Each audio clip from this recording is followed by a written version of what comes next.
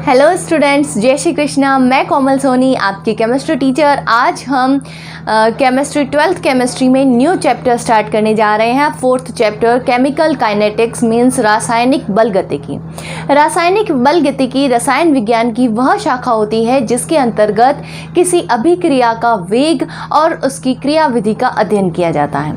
अभिक्रिया के वेग के अध्ययन के साथ साथ उस वेग को प्रभावित करने वाले कारकों का भी अध्ययन किया जाता है, उसे हम रासायनिक बल गतिकी कहते हैं। तो सबसे पहली टर्म इसमें जो आती है वो है अभिक्रिया का वेग।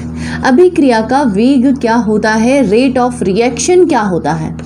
अभिक्रिया का वेग, अभिक्रिया के वेग से तात्पर्य होता है कि इकाई समय में या मतलब एक फिक्स टाइम में अभिकारकों और उत्पाद की सांद्रता में जो परिवर्तन होता है उसे हम अभिक्रिया का वेग कहते हैं, रेट ऑफ रिएक्शन कहते हैं। इकाई समय में अभिकारक और उत्पाद की सांद्रता में हुए परिवर्तन को अभिक्रिया का वेग कहा जाता है, यानी कि इसको R से डिनोट किया जाता है, स्मॉल r से डिनोट किया जाता है। और यहाँ पर ये हो जाएगा अभिकारक एवं उत्पाद की सांद्रता में परिवर्तन। उत्पाद की सांद्रता में परिवर्तन यानी कोई चेंज हो जाना अपॉन समय अंतराल। इकाई समय में यानी कुछ समय के अंतराल बाद में क्या चेंज आता है अभिकारक और उत्पाद की सांद्रता में, उसे कहा जाता है अभिक्रिया का वेग, रेट ऑफ रिएक्शन। समयांतराल, इंटरवल ऑफ टाइम। अब यहाँ पर अभिक्रिया का वेग जो है वो दो प्रकार का हो सकता है। अभिक्रिया का वेग औसत वेग हो सकता है या फिर ताक्षणिक वेग हो सकता है। फर्स्ट होता है औसत वेग, जिसे एवरेज रेट ऑफ रिएक्शन भी कहा जाता है। एवरेज रेट ऑफ रिएक्शन, औसत वेग। इसे भी R से ही डिनोट करते हैं। यहाँ पर इसके नीचे एवरेज, AVG, एवरेज करके लिखा जा सकता है। एवरेज रेट का मतलब होता है एक फिक्स टाइम के अंतराल बाद में, यानी कि औसत वेग पूरा जो अंतराल होता है, पूरे टाइम जो अभिक्रिया चलती रहती है उसमें कभी ज़्यादा चेंज आता है सांद्रता में और कभी कम चेंज आता है। तो हम उस पूरी अभिक्रिया के वेग में एवरेज उसका निकाल लेते हैं, उसका औसत निकाल लेते हैं, तो उसको कहते हैं औसत वेग। औसत वेग को किस प्रकार से लिखेंगे, तो औसत वेग को लिखने के लिए ये जो हमने यहाँ पर लिखा है वही लिखना है, यानी कि अभिकारक एवं उत्पाद की सांद्रता में परिवर्तन, उत्पाद की सांद्रता में परिवर्तन अपॉन समयांतराल। सांद्रता को हम डिनोट करते हैं एक्टिव मास से इसको डिनोट करते हैं। अब हम मान लेते हैं कि हमने सांद्रता में परिवर्तन, किसी की मोलर सांद्रता यहाँ पर डिनोट कर रही हूँ मैं C से, तो ये दर्शा रहा है एक्टिव मास को, ये दर्शा रहा है उत्पाद या फिर अभिकारक को। इसके आगे लिखा जाता है डेल्टा लिखा जाता है परिवर्तन को दर्शाने के लिए, अपॉन समय अंतराल। समय लिया जाता है टाइम t में और समय अंतराल यानी कि समय में परिवर्तन डेल्टा t से दर्शाया जाता है। यहाँ पर जो मोलर सांद्रण है, जो सांद्रता है, प्लस में भी हो सकती है और माइनस में भी हो सकती है, तो ये है R average is equals to हो जाएगा plus minus delta active mass of C यहाँ पर है मोलर कंसंट्रेशन किसी की भी अभिकारक या उत्पाद की मोलर सांद्रता अपॉन डेल्टा T हम लेते हैं औसत वेग के लिए, यानी कि एवरेज रेट हम निकालने के लिए डेल्टा का यूज में लेते हैं। अब यहाँ पर अगर अभिकारक होता है, अभिकारक हमें पता है द्रव्यानुपाती क्रिया नियम के अनुसार R समानुपाती होता है अभिकारकों की सांद्रता के गुणनफल के। द्रव्यानुपाती क्रिया नियम के अनुसार निश्चित ताप पर अभिक्रिया का वेग उसमें भाग लेने वाले अभिकारकों की सांद्रताओं के गुणनफल के बराबर होता है। ये आप 11th क्लास में पढ़ चुके हो द्रव्यानुपाती क्रिया नियम से। R समानुपाती active mass of A active mass of B, इन दोनों के गुणनफल पे यहाँ पर A और B जो है वो अभिकारक हैं, यानी कि active mass of A and B इनके जो मल्टीप्लाई करते हैं उनके समानुपाती होता है उसका अभिक्रिया का वेग। इसका मतलब ये है कि अभिक्रिया का वेग जब तक सांद्रता अधिक होती है, जब अभिकारकों की सांद्रता अधिक होती है तो अभिक्रिया का वेग भी अधिक होता है। जैसे जैसे अभिकारकों की सांद्रता कम होती जाती है वैसे वैसे अभिक्रिया का जो वेग होता है वो भी कम होता जाता है। तो हम देख सकते हैं कि अभिकारकों के लिए, यदि हम अभिकारकों के लिए देखें, इसका यदि मैं ग्राफ खींचना चाहूँ किस किस के बीच में, डेल्टा टी के बीच में और कंसंट्रेशन, यहाँ पर कंसंट्रेशन को दर्शा रही हूँ मैं, मोलर सांद्रण को दर्शा रही हूँ। यहाँ पर मोलर सांद्रण दोनों का हो सकता है, प्रोडक्ट का भी हो सकता है और इस प्रोडक्ट का भी हो सकता है और अभिकारक या उत्पाद दोनों में से किसी का भी हो सकता है। यहाँ पर जैसे जैसे समय बढ़ता जाता है अभिकारकों की सांद्रता में कमी आती जाती है। हम मान लेते हैं यहाँ पर अभिकारकों की सांद्रता है, इस ऊंचाई पर यहाँ पर सांद्रता है, तो धीरे धीरे इसकी सांद्रता में कमी आती है, यानी कि जैसे जैसे समय बीतता जाएगा वैसे वैसे अभिकारकों की सांद्रता में यहाँ पर समय बढ़ता जा रहा है और अभिकारकों की सांद्रता में कमी होती जा रही है। अभिकारक को हम यदि रिएक्टेंट R से लिखें तो एक्टिव मास ऑफ R जो है वो घटता जा रहा है, कम होता जा रहा है, यानी कि इसका जो परिवर्तन हो रहा है delta active mass of R वो आएगा नेगेटिव में। नेगेटिव में क्यों आएगा? क्या पहले ये ज़्यादा था लेकिन बाद में ये कम होता जा रहा है। पहले अधिक था, अगर हम नंबर्स के रूप में इसको देखें तो पहले ये अधिक था, मान लेते हैं ये 7 है, लेकिन बाद में समय के साथ में ये घटता जा रहा है, यानी कि कम होता जा रहा है। इसका मतलब यहाँ पर ये होता जा रहा है 5 में चेंज हो रहा है, ये 5 में चेंज हो गया। ये है बाद वाला, कम बाद वाला बाद में हो गया ये 5। फिर अंतिम इसका जो है अंतिम सांद्रता अगर हम मान लें, जैसे प्रारंभिक सांद्रता और अंतिम सांद्रता के लिए लिखें तो प्रारंभिक सांद्रता अगर 7 है और अंतिम सांद्रता अगर 5 है तो अंतिम सांद्रता माइनस प्रारंभिक सांद्रता तो हो जाएगा 5 - 7, तो यहाँ पर माइनस में वैल्यू आएगी -2, इसलिए यहाँ पर माइनस आएगा। अगर हम प्रोडक्ट के लिए देखें तो प्रोडक्ट के लिए क्या होगा? प्रोडक्ट के लिए पहले सांद्रता कम होती है, जब रिएक्शन स्टार्ट होनी शुरू होती है तो सांद्रता कम होती है, लेकिन समय के साथ साथ ये बढ़ती जाती हैं। प्रोडक्ट के लिए मैं यहाँ पर लिख देती हूँ P और इसकी सांद्रता के लिए एक्टिव मास ऑफ P, इसमें आए परिवर्तन के लिए डेल्टा और आगे हो जाएगा इसके पॉजिटिव क्यों होगा कि पहले अगर सांद्रता कम थी तो मैं उत्पाद के लिए मानूं पहले सांद्रता इसकी थी 5 और बाद में इसकी हो गई 7, तो हम क्या लिखेंगे? अंतिम माइनस प्रारंभिक, तो अंतिम सांद्रता है 7 और प्रारंभिक सांद्रता जो है वो है 5, तो 7 - 5 यानी कि प्लस में वैल्यू आएगी, तो मैंने यहाँ पे प्लस लिखा है। इसका मतलब ये है कि यदि हम अभिकारकों की सांद्रता में परिवर्तन को व्यक्त करते हैं तो उसके आगे आता है माइनस, और यदि हम उत्पाद की सांद्रता को व्यक्त करते हैं तो उसके लिए आता है प्लस। तो यहाँ पर ये जो रिएक्शन होगी उसको हम किस तरह से लिखेंगे? यहाँ पर ये जो समीकरण है उसको हम लिखेंगे R = यदि अभिकारकों के लिए लिखना है तो हो जाएगा minus delta active mass of R upon delta T, और यदि प्रोडक्ट के लिए लिखना है तो हो जाएगा R = प्लस में आएगा, प्रोडक्ट के लिए आएगा प्लस में, plus delta active mass of P upon delta T। यहाँ पर अगर प्लस ना लिखे तो भी चलेगा। तो यहाँ पर हमने देखा कि औसत वेग को किस प्रकार लिखा जाता है।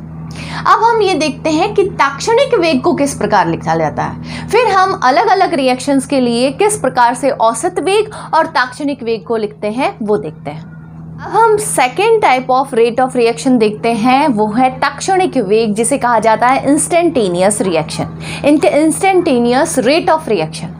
इंस्टेंटेनियस रेट ऑफ रिएक्शन का मतलब होता है वह वेग जो कि किसी क्षण का वेग होता है अभिक्रिया में, किसी क्षण का वेग जो होता है, ताक्षणिक क्षण का वेग जो होता है उसी ताक्षणिक वेग या इंस्टेंटेनियस वेग, इंस्टेंटेनियस रेट ऑफ रिएक्शन कहा जाता है। इसे किस प्रकार लिखा जाएगा? इसे भी आर के रूप में ही लिखा जाता है और ये होता है, जैसे हमने उसमें डेल्टा का यूज़ लिया था औसत वेग के लिए, यहाँ पर यूज़ में आता है डी।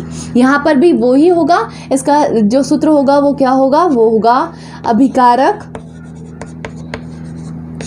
एवं उत्पाद की सांद्रता में परिवर्तन, सांद्रता में परिवर्तन अपॉन समयांतराल। यहाँ पर जो समयांतराल होगा वो बहुत ही कम टाइम का होगा, यानी कि बहुत क्षण भर का होगा, बहुत ही कम टाइम का समयांतराल है। यहाँ पर अभिकारक एवं उत्पाद की सांद्रता में परिवर्तन, इसको लिखा जाएगा डी से। इसको हम डिनोट करेंगे, प्लस या माइनस हो सकता है, प्लस होगा उत्पाद के लिए और माइनस होगा अभिकारकों के लिए, तो ये हो जाएगा plus minus D active mass of C मैंने यहाँ पर लिखा है, सी यहाँ पर अभिकारक या उत्पाद की सांद्रता में परिवर्तन को दर्शा रहा है, अपॉन हो जाएगा dt। औसत वेग के लिए हम डेल्टा का यूज़ में लेते हैं और ताक्षणिक वेग के लिए हम d का यूज़ लेते हैं। यानी क्षण भर के लिए, बहुत कम टाइम का अंतराल जब होता है तो उसमें अभिक्रिया का वेग क्या होगा उसको डिनोट करने के लिए हम d, स्मॉल d का यूज़ लेते हैं, यानी कि परिवर्तन बहुत ही कम हुआ है स्मॉल d के रूप में। अब हम यदि उसके लिए अभिकारकों के लिए लिखना चाहें तो यहाँ पर हो जाएगा minus D active mass of R upon D T, और यदि उत्पाद के लिए लिखना चाहें तो हो जाएगा plus D active mass of P upon D T. अब हम कुछ रिएक्शंस, कुछ एग्जाम्पल समझते हैं और उसमें ये देखते हैं कि अभिक्रिया के वेग को किस प्रकार से हम डिनोट कर सकते हैं। मैं दोनों ही तरीके से आपको बताऊंगी कि इसका औसत वेग किस प्रकार लिख पाएंगे और इसका ताक्षणिक वेग किस प्रकार लिख पाएंगे। अब हम कुछ एग्जाम्पल्स देखते हैं, इन पे हम अभिक्रिया के वेग को किस प्रकार प्रदर्शित करेंगे वो देखते हैं। हमें सबसे पहले, मैंने यहाँ पर दो तरह की रिएक्शन लिखी है। पहले हम इस रिएक्शन के लिए अभिक्रिया को वेग को किस प्रकार प्रदर्शित करते हैं वो देखते हैं। हम औसत वेग और ताक्षणिक वेग दोनों के लिए लिखेंगे। यहाँ पर सबसे पहले हमें लिखना होगा बल गति के नियमानुसार, यानी बल गतिकी का हम पढ़ रहे हैं तो बल गतिकी के नियमानुसार यह क्या बताता है अभिक्रिया का वेग। यहाँ पर होगा बल गतिकी के नियमानुसार, बल गतिकी के नियमानुसार क्या होगा, R इज इक्वल्स टू, ये दोनों है, A है अभिकारक, B है अभिकारक, C और D है उत्पाद। तो अभिकारकों के लिए मैंने बताया औसत वेग, यहाँ पर मैं इसका औसत वेग लिख रही हूँ, औसत वेग, और इस तरफ इसका ताक्षणिक वेग लिख देते हैं, ताक्षणिक वेग। तो यदि हम औसत वेग देखना चाहें इसके लिए, क्योंकि पूरी अभिक्रिया एक साथ चल रही है, पूरी अभिक्रिया एक ही है, तो अलग अलग पदों को अगर हम इज इक्वल्स टू में बराबर में भी लिखेंगे तो वो भी चलेगा। तो यहाँ पर हो जाएगा R इज इक्वल्स टू, सभी पूरे के लिए अभिक्रिया का वेग समान है, चाहे इसके लिए देखें, इसके लिए देखें, इसके लिए या इसके लिए, सबके लिए अभिक्रिया का वेग समान है R। तो R is equals to A के लिए देखना है तो क्या हो जाएगा, हम औसत वेग देख रहे हैं तो औसत वेग को हम डेल्टा से डिनोट करते हैं, तो यहाँ पर हो जाएगा minus delta active mass of A upon delta T. ये प्रदर्शित कर रहा है अभिकारक ए की विघटन की दर, किसको दर्शा रहा है, ए जो है वो विघटित हो रहा है, यानी कि इसकी सांद्रता में कमी आ रही है, ए के विघटन की दर को। फिर यदि हम देखें बी के लिए तो बी के लिए हो जाएगा minus delta active mass of B upon delta T. ये भी क्या है, ये भी है बी के विघटन की दर, ये है ए के विघटन की दर और ये है बी के विघटन की दर। विघटन का मतलब सांद्रता में कमी, ए की सांद्रता में कमी और बी की सांद्रता में कमी। अब हम यदि उत्पाद के लिए देखेंगे तो क्या होगा, यहाँ पर हो जाएगा प्लस प्लस लिखने की जरूरत नहीं है, plus delta active mass of C upon dt, और D के लिए देखें तो हो जाएगा plus delta active mass of D upon delta, यहाँ पर डेल्टा आएगा डेल्टा T। तो इस तरह से इसको लिखा जाता है। इसको हम एक साथ भी लिख सकते हैं इस तरह से, यानी कि A के विघटन की दर है minus delta active mass of A upon dt बराबर है किसके, minus delta active mass of B upon delta T बराबर है plus delta active mass of C upon delta T बराबर है plus delta active mass of D upon delta T के। यानी ये इन सब की अभिक्रिया का वेग क्या है, R, औसत वेग है R। ये तो हमने देखा इस अभिक्रिया के लिए औसत वेग। यदि हमें इसी अभिक्रिया के लिए ताक्षणिक वेग लिखना हो तो हम किस तरह से लिखेंगे, ताक्षणिक वेग को हम इस तरह से लिखेंगे R is equals to minus dt, बस डेल्टा की जगह हमें D लगाना है, तो हम इसको लिख सकते हैं D active mass of A upon dt is equals to minus D active mass of B upon dt is equals to minus plus C upon dt plus D upon dt। इस तरह से ताक्षणिक वेग को दर्शाएंगे और इस तरह से औसत वेग को दर्शाएंगे। अब यहाँ पर यदि इकाई सूत्र के रूप में आगे कुछ वैल्यूज लिखी हुई, यानी कि A जो है, A के मोलों की संख्या 2 है, B के मोलों की संख्या 3 है, C के 4 और D के 3 है, तो इसके अभिक्रिया के वेग को हम किस प्रकार प्रदर्शित करेंगे देखते हैं। तो इसमें भी हमें सबसे पहले क्या लिखना है, इसमें भी हमें लिखना है बल गतिकी के नियमानुसार। बल गतिकी के नियमानुसार क्या होगा, R इज इक्वल्स टू, औसत वेग लिख लेते हैं, R इज इक्वल्स टू, यहाँ पर A हमें पता है किस में आएगा, माइनस में, इसका साइन आएगा माइनस में, तो हो जाएगा माइनस, यहाँ पर आगे है 2, यानी कि इकाई मोल के लिए यानी प्रति मोल के लिए इसकी वैल्यू हो जाएगी 1/2। अगर यहाँ पे 2 है तो ये हो जाएगा 1/2, ये 3 है तो उसके लिए हो जाएगा 1/3, तो ये हो गया 1/2 delta active mass of A upon delta T। और यदि B के लिए लिखना चाहे तो क्या हो जाएगा, is equals to -1/3 delta active mass of B upon delta T। और यदि C के लिए लिखना चाहे तो उसके आगे आएगा प्लस, तो हो जाएगा प्लस में 1/4 delta active mass of C upon delta T, और D के लिए हो जाएगा 1/3 delta D active mass of D upon delta T। इस तरह की अभिक्रिया यदि पूछी जाए तो इसके लिए हम इस तरह से अभिक्रिया के वेग को प्रदर्शित करते हैं। अब हम एक और एग्जाम्पल देखते हैं, इसकी रेट ऑफ रिएक्शन देखते हैं। औसत वेग यदि हम इसका देखें तो यहाँ पर क्या हो जाएगा, यहाँ पर ये दर्शाता है N2 के लिए अभिक्रिया का वेग जो है वो दर्शाता है N2 के विघटन की दर। H2 के लिए क्या दर्शाएगा, ये भी दर्शाएगा H2 के विघटन की दर को, और ये दर्शाएगा उत्पाद के बनने की दर को। तो यहाँ पर हम लिख सकते हैं N2 के विघटन की दर जिसे हम R से ही डिनोट करेंगे, क्या हो जाएगा, यहाँ पर आएगा minus delta active mass of N2 upon delta T। और यदि हम लिखना चाहें किसके लिए, H2 के लिए, तो हाइड्रोजन के विघटन की दर हो जाएगा R इज इक्वल्स टू, सबके लिए अभिक्रिया का दर बराबर है तो यहाँ पर भी R ही होगा, तो क्या हो जाएगा माइनस, क्योंकि ये अभिकारक है, माइनस यहाँ पर आगे मोलों की संख्या है 3, तो क्या हो जाएगा प्रति इकाई मोल, यानी कि 1/3 delta active mass of H2 upon delta T।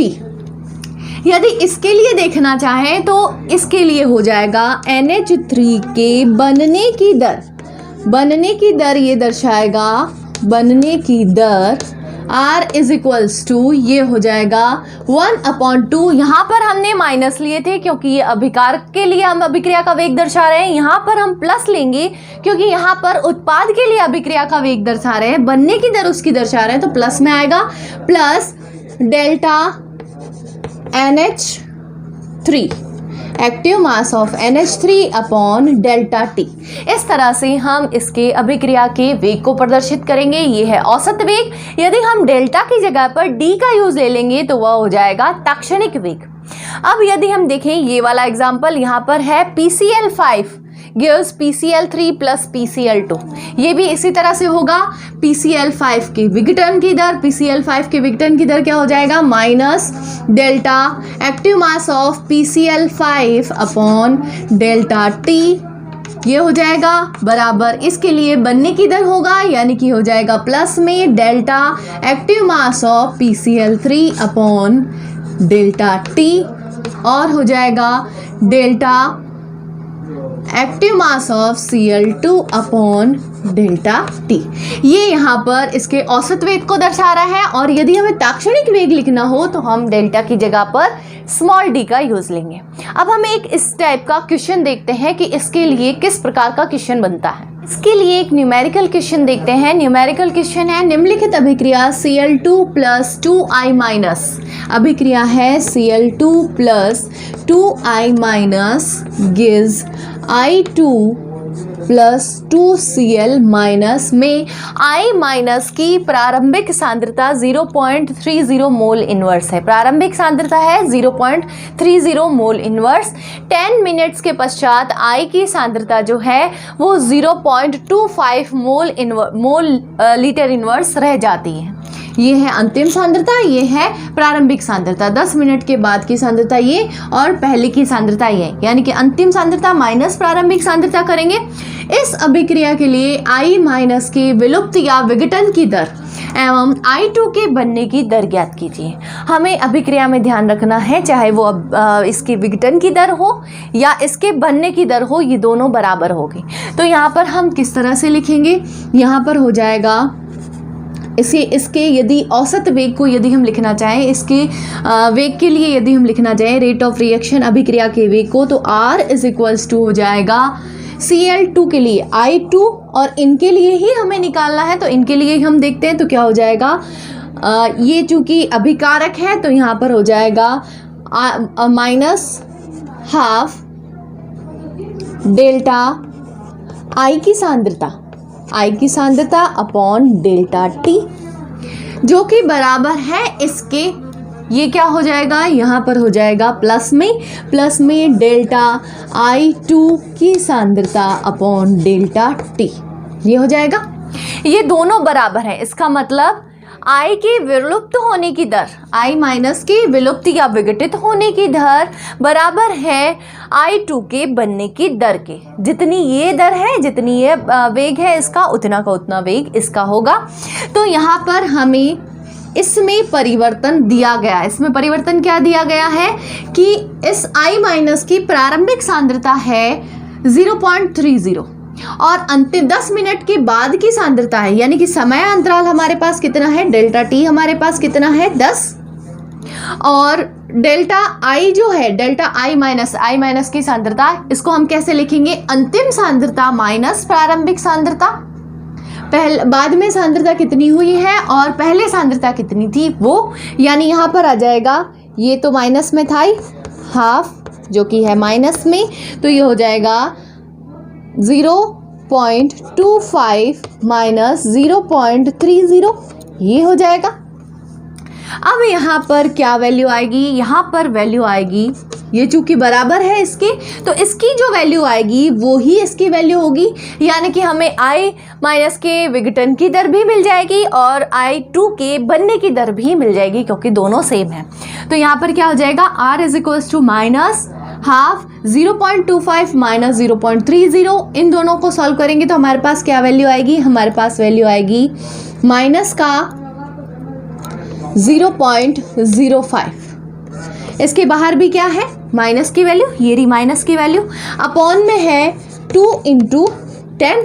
चूंकि ये दोनों माइनस में है तो ये हो जाएगा प्लस में, तो ये हो जाएगा 0.05 अपॉन 2 इंटू 10। इसको अगर हम सॉल्व करेंगे तो हमारे पास आएगा 2.5 इंटू 10 टू दी पावर -3। और इसका मात्रक क्या होगा? इसका मात्रक, सांद्रता का मात्रक हमें पता है क्या होता है, मोल लीटर इनवर्स।